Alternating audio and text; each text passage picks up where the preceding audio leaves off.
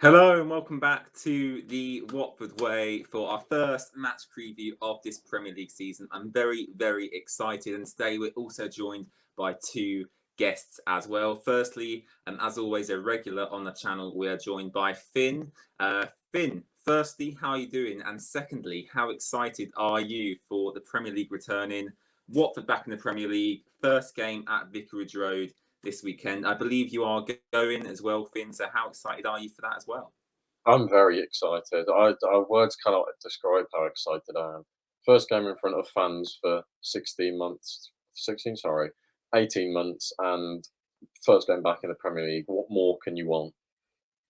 Very, very excited. And we're also joined by Alfie today. Alfie, obviously, you've got a season ticket at Watford. I believe you sit in a family stand, don't you? How excited are you to get back into Vicarage Road? And yeah, Aston Villa first game, tough start, isn't it?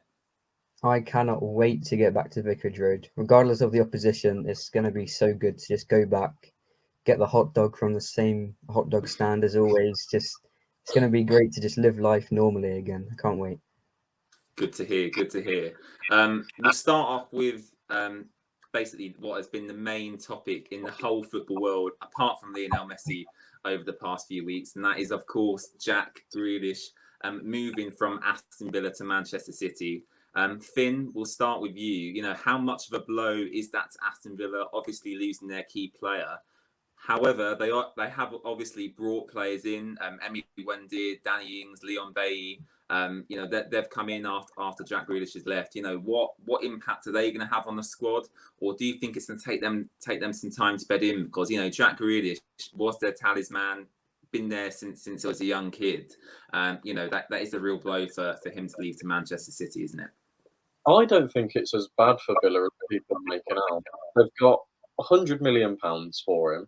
They've replaced him with probably the best player in world football, similar to his style of play, under £100 million in Emmy Buendia. And I think they've recruited well. They're even though they've lost their best player in years, their attacking power is incredible for a team that nearly got relegated 2 years ago. I think there'll be a real danger on, like, I reckon there'll be a dark horse in the Premier League this season. I honestly can see them finishing in the top six.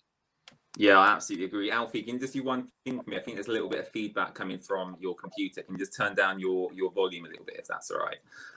But yeah, Finn, I absolutely agree with you there. I think that, you know, Jack Grealish going to Manchester City obviously is a big blow. But I think the players are brought in. Danny Ings, I mean, we know all about him, obviously, from Southampton. Buendia, we saw him in the Championship last season with Norwich, fantastic player. And Leon Bailey as well. Alfie knows all about him from Bayer Leverkusen, so I'm sure Alfie can give us a bit of insight there as well. Alfie, what have you made of Villa's transfer business? Obviously, the Watford Observer put out a really good article earlier today talking about the injury issues. It looks like a lot of them players they're brought in won't actually be available for the Watford game. So firstly, that's great news. And secondly, you know, what else can you tell us about their signings? Like what can Leon Bailey bring to the Villa team that maybe they've lost with Jack Grealish? Can you give us a bit more insight about that? Well, as soon as they sold Jack Grealish, they signed Danny Ings, and he has a goal ratio of 1 goal every 2 games, which is mental. And then Leon Bailey, who obviously I've watched as a Bayer Leverkusen fan, last season he was incredible. Like, he destroyed the Bundesliga. I don't know particular stats, but he did very, very well. And he scores close range goals. He scores far range goals. He's very, very skillful as well. He can easily take around 3, 4 players and still slot it away. He's a very good player. And for only 30 million, they've definitely signed very, very well with Leon Bailey. Are you surprised that he didn't maybe go to a bigger club like a Manchester United or something like that, you know, rather than obviously making the move to Villa? Because when the transfer happened, I was quite surprised myself. You know, I was seeing them buying all these players, and I think they've got Axel Tuanzebe back on loan, haven't they, as well? So the squad they've got there is absolutely fantastic. But Finn, my question to you is, you know, do you think that, you know, obviously you can buy as many fantastic players as you want, but if they don't connect to each other and they don't settle in maybe as well as they could, you know, Watford could buy 11 Cristiano Ronaldos, but if they're not gonna, you know, play with each other as a team, sometimes it can't work out. So do you think that might be a detriment, like the fact that they brought in so many new players to replace Grealish, and maybe they might not click that they did as they did last season, because they had a fantastic season last year? I know exactly what you mean, and we saw it with Fulham a couple of years ago. Last time they went down, they spent something crazy like £150 million in the summer, and then went straight back down because none of the players had ever played with each other before. And I think it's so common in football for a big money transfer to flop. You look at Timo Werner and Kai Havertz. Yes, Kai Havertz scored in the Champions League final, but other than that, what else did he do last season? I know this probably hurts for Alfie to hear, but I can't. Off the top of my head, I can't think of anything else he did last season. And the same with Ziyech, the same with Timo Werner. They both had poor seasons. Whether it'll be the same with Villa, I don't know. It's because I think even without Jack Grealish, I think they'd be good enough to I want to say stay up, but of course they're going to stay up. But they'll be a solid mid-table team if they didn't make any of these signings anyway. So I just think as long as one of Buendia, or who was their other signing? Buendia or Leon Bailey, as long as one of them fits in comfortably, I think we won't notice it. From a Watford perspective, Alfie, obviously Xisco is not experienced in the slightest in terms of top flight football. How do you think Xisco is going to fare? First game back in front of a full capacity crowd at Vicarage Road, like 20,000 fans. Meeting Xisco for the first time, and the players, a lot of these players also not played in the Premier League before. So how do you think overall the squad's going to fare for this first game? We've obviously got Tom Cleverley, Ben Foster, Troy Deeney, who are quite experienced in this kind of game. But we do have some young players, Jeremy Ngakia, Imran Louza, never played in the Premier League before. Quite a lot of new signings to bed into. So how do you think, overall, Xisco is going to fare in his first game, Alfie? I'm quite worried, if I'm honest. Xisco, obviously, he brought the good vibes to the football team in January, and we did do very well, but we were expected to do very well regardless. But coming to the Premier League with a manager like Xisco, I don't have much hope. I'm not gonna lie, I don't have much hope. Finn, do you kind of agree with Alfie there, or do you back Xisco a little bit more than maybe Alfie is? I tell you what, I'm meant to be the negative guy on this channel, Alfie. Actually, I have my worries and I have my concerns, but I think if the players respond to Xisco and the fans, I think we'll be all right. You look at players like Danny Rose, who he's played in the Champions League final, he's played in a World Cup semi-final. His best years were under Maurizio Pochettino, and I think Xisco is a very similar manager to Pochettino. So I think we could see the best of the likes of Danny Rose, Emmanuel Dennis, Josh King, the players who might not have the best attitude. But if not, I think we could be in a bit of danger. I think the thing that worries me most next season is probably not William Troost-Ekong. I'm not going to lie. He got caught out by being pressed by attackers in the Championship, and the pace that the Premier League is, I just don't think he'll be able to cut it. But in terms of Xisco, I think we'll be all right. Good to hear. Good to hear. Alfie, I want to come to you for this question, because I think this is quite a good question to ask you. I want you to give me your preferred starting 11 essentially for the game. So who do you think, especially I think up front is probably the most controversial position out of anyone in the team, because obviously we've got so many players there. Troy Deeney, Dennis, Cucho's look great in pre-season. Jean Pedro obviously not back from injury yet, but he'll be an option when he returns. So a lot of players there who can play up front. So in terms of your starting 11, Alfie, you quickly want to run through your preferred 11 and kind of give us a few reasons, why you've chosen that team. Well, I think at the start of the season, everyone will agree that Bachmann should probably start in goal, especially after the Euros he had. And then with the back four, I think Danny Rose, Troost-Ekong, Sierralta, and Kiko Firmino. I think everyone would agree with that, to be honest. The midfield, obviously, we have a lot of choice, but I reckon Louza should get his start. I'm not too sure on the other two positions, to be honest. Well, there's a lot of uncertainty around, obviously, Will Hughes and Chalobah, and what their futures are at the club. I mean, can we all agree that Will Hughes pretty much is going to be leaving this window? Chalobah, on the other hand, Alfie, I think might stay. Would you kind of, maybe, I know we've really not seen a lot of Chalobah in pre-season either, so would you throw him in for this Villa game, or maybe put someone in like a Peter Atebo, or maybe even someone else to kind of fill in their shoes? I would rather have Etebo start than Chalobah, because as you said, Chalobah's had barely any game time. You don't want to be throwing him in the deep end against an Aston Villa side instantly. It's really not a good idea. And as for the front three, I'd start Dennis, I'd start Sarr, and I'd start. Oh, I don't know. Cucho, maybe? Cucho's looked good, hasn't Yeah, he? Cucho. Do you agree with that, Finn? Or I know you weren't a fan of William Schuster-Kong. Would you make any changes to Alfie's team? Yeah, quite a few. Go on then. Every Watford fan knows Bachmann should start. I can't see one reason for Foster starting over him, to be honest. Left back, I don't think Danny Rose is fit enough to play a full, even 45 minutes in a Premier League game. So I also think it would be unfair to drop Adam Messina instantly as soon as we bring in another left back, because he was shaky at times last year, but I think he deserved his chance. He was their best player pre-lockdown, post-lockdown, I don't know, last season. No, not last season. Sorry, the season relegated. Jesus, sorry.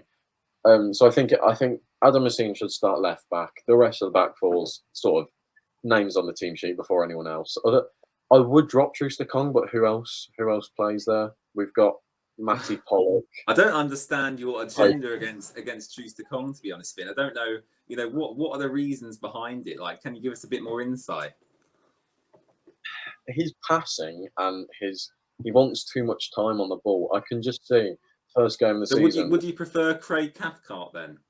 Oh God, no, not at all. I don't think Schuster-Kong's good enough for the Premier League, but I also don't think that we have anyone better. So surely Schuster-Kong should play then, though. Yeah. But if we had a better centre back, maybe Kabasele. Who knows? No, Finn, what is wrong with you? But either way, Feminir and Serralta nailed on, unless Feminir's still got a knock because he was injured against Millwall, wasn't he?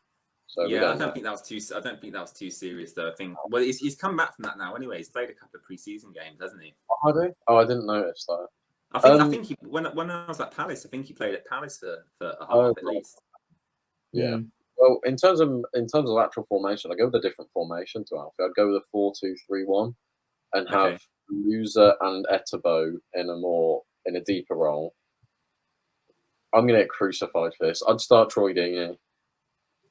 Where's he playing though? What as an attacking midfielder? As an attacking midfielder with Cucho in front of him and Sarr and Dennis either side. So Finn, can you just say that again? So Troy Deeney, attacking midfielder. Right. So I just let me say the whole line. Right. Bachmann in goal. Yeah. Messina, Schuster-Kong, Serralta, Femania in defence. Yeah. Etebo and Loser in defensive midfield. Troy Deeney in attacking midfield. Okay. Left wing and right wing, Dennis and Sarr, and then Cucho up top. I agree. I pretty much agree with everything apart from Troy Deeney attacking midfielder. Well, I mean, I don't know. I just think he's looked sharp in pre-season. I know we say it every year, and I know he says it every year. He always says, "Oh, I feel the best I've ever been." Blah blah blah. Yeah. I genuinely think he looks so much quicker, looks fitter. I was watching a video on YouTube. I think it was I can't remember, but he was playing golf with someone, and he was saying he's lost 2 stone since the last. I can't remember when it was, but he's lost 2 stone. And I think should he not be in that shape anyway? Should a professional footballer not be fit? Ready to go anyway? Like, why has it got to be? I think the argument a lot of Watford fans make is he says the same thing every year. I'm not slating him at all. This is just a fact. He comes back and says this every year. Oh, I've had injuries. I've never been at my maximum. I'm the fittest I've ever been. Blah blah blah. Should it not be like that every season? You did say Danny Rose should start, and he wasn't exactly the fittest he's ever been, is he? So I think him essentially having a year off. He's had a year off, hasn't he? Not playing, and then with injuries and whatever, he's had a year off to look at himself and think, right, where's 2015 Troy gone? And he actually said that in a video. He says he feels like 2015 Troy's back. Well, if So 2015 Troy's back, then I'll start him every week for the whole of the season. yeah, But I think the only way we'll know Finn is if he does start games, and yeah, and I think Yeah. Villa's probably the best game for him to start because of his. Yeah, I was going to say that because Alfie, obviously, Troy's record against Villa is fantastic. I think he's got something like 6 goals in his last 8 games. Obviously, he does love playing against Villa. Do you reckon because of his whole history with Aston Villa, him coming from Birmingham, etc., do you reckon that will kind of play in his hands a little bit, and maybe Xisco might give him a start on Saturday? I don't know if he'll look at that, to be honest. I mean, yes, it's a fantastic record, but I think he'll focus on the pre-season. And yes, Dini's had a good pre-season, but Cucho just seems that much better. I mean, he looks so good. I think he deserves to be playing striker ahead of Dini. Yeah, I agree. I think Finn would probably have to agree with that as well. You did have Cucho starting in your team, to be fair, Finn. Yeah, I think the midfield is where if Troy plays, right, put it this way: if Troy plays over Chucha, we riot. I'm just putting it there. So Cucho's dropped to the bench and Troy's our guy. You would riot, would you? 100%. Okay. No, look. What I would say is, to sum up on this Troy Deeney conversation, because it's been going on for quite a while now, he still has something to offer. I think everyone can say, he can probably still score a few goals in the Premier League. However, the amount of attacking talent we've got now, the amount of pace, the amount of youth we have coming through, Cucho, Dennis, Pedro, players like this really should be pushing now ahead of Troy. He's obviously the captain of the club, but if he wants to stay in the team, he has to be performing every week. If he keeps performing on a week-by-week basis, then fair enough, fair play to him. In my opinion, he should stay in the team if he's performing. But I think it was evident to all of us in the Championship when he got injured, the amount of free-flowing attacking football we played, especially in the front three, we played without him. Like Finn, you can't deny that last season we did play better football without Troy Deeney in the team. 100%, but I also do know that he was playing with, it wasn't there weren't knocks he was playing with. Most players would simply just not be available to play a game of football with. So what he should have maybe not been available then? Why did he continue? Yeah, no. It's like Marcus Rashford, persisting through injuries, when maybe you should just have an operation and just say, I actually need to get this sorted out. That's my only criticism of him. Not my only criticism of him at all. That's a lie. I don't know why I said that. But I don't think I want to use the word selfish, but I don't think it is. I think it's I want to play to help this team, even if it hurts me. But I think the fact he was playing with injuries probably was more of a disadvantage than an advantage. I mean, I want to try and end this conversation, but I keep thinking of things to say. What I would say is, if you're playing with Cucho up top or Dennis up top, you can play balls in behind the defence and they can chase them. Whereas if you've got Troy Deeney, there is no way in hell that he's going to run in behind a Premier League defence and get onto a ball. I just can't see that happening. Yeah, but who's playing the balls? What do you mean he's playing the balls? Who's playing the balls from behind? In my opinion, the other 10 players. In my opinion, Troy Deeney is, with Zinchenko leaving, he's the most creative player we have. He has the best footballing brain. So Troy Deeney is the most creative player at Watford Football Club? No, I don't really know why I said that either. So it's one of those things. I know what I just don't know how to say it. Well, if you agree with Finn, let us know in the comment section below. It'll be interesting to see how. I'm sure that there is people who agree with you, Finn. I personally don't agree with you. I love Troy Deeney. He's still my favourite ever Watford player. So don't get that wrong. I still love the guy. But obviously, I want what's best for Watford Football Club. And if we're going to win more games without him playing, then obviously that is something I would like to see happen. Alfie, before we go, we're coming to the end of this preview now. What is your score prediction for the game? Obviously, we all want to start with a win, but strong Villa side. Even with the injuries they've got to their new signings, they still have a strong side.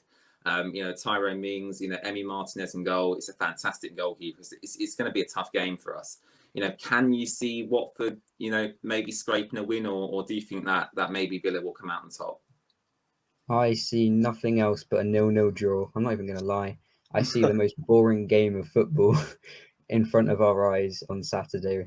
A 0-0 draw. Why do you think that? Do you just think that both teams won't want to lose that first game? I do feel that in a way, but I don't know. I just feel like it'll be such a great day out. Great to be back at stadium. We sit down to watch the football. And it's just 90 minutes of nothing. Just absolutely nothing. We keep cancelling each other out, and it's just so boring. I don't know why I think that. I just feel 0-0. Yeah, I bet Finn's hoping that's not the case, because I think Finn's going to be heading down on Saturday. For when was your last Watford game, Finn? Must have been quite a while ago. Obviously, it was quite a while ago. I can't even remember. I think it was. It wasn't the season we got relegated. It was the season before that, I think. Blimey. I don't remember.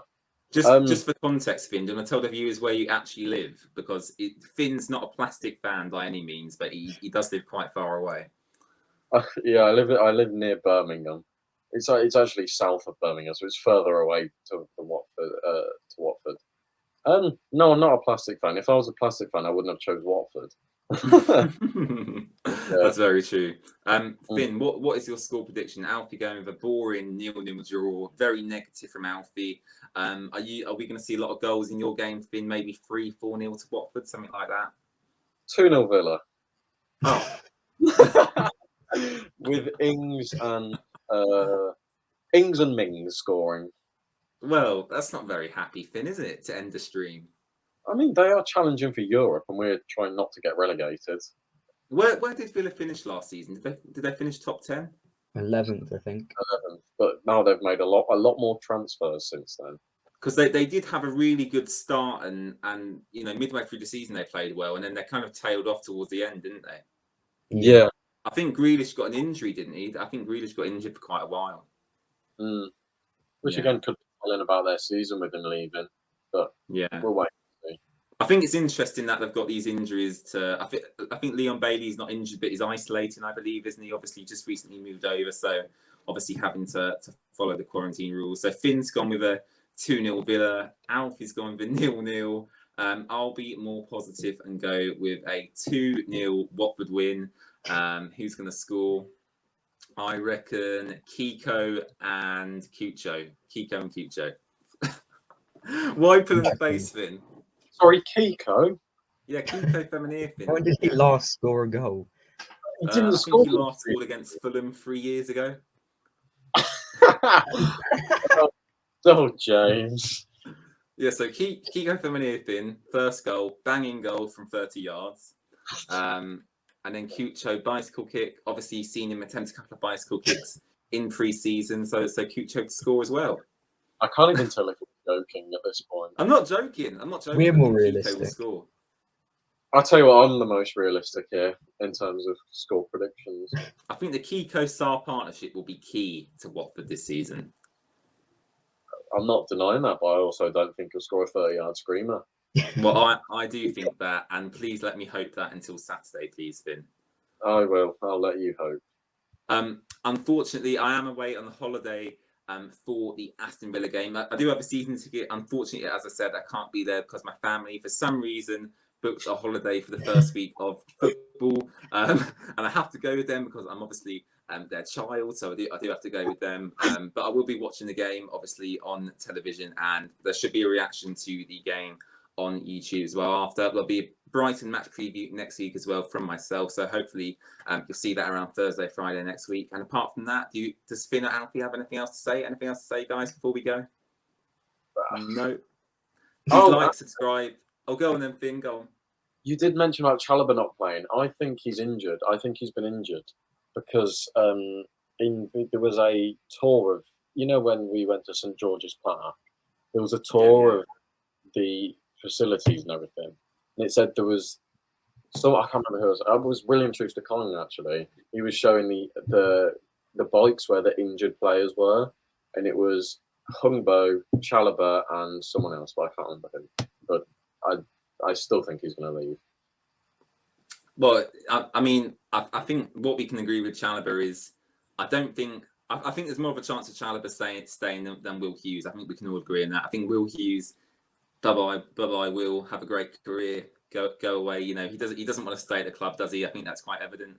Chalobah, I'm still holding out hope for, because we've not really seen a lot of that in the press. But as Finn said, fingers crossed it's just an injury and he'll stay this season, which would obviously be good. Alfie, anything to say in the Chalobah situation? I hope he stays. I mean, he's been a lot more silent than Will Hughes, so I don't really know what his opinion is, if he wants to stay or if he wants to go. But I'd love for Chalobah to stay. He's a very good player and he had a very good season in the Championship with us, so it would be a massive benefit if we kept him. Yeah, both 1 year left on their contract, so fingers crossed at least one of them will stay at Watford, because I think they are valuable assets, and we don't really want to let them both walk away for free.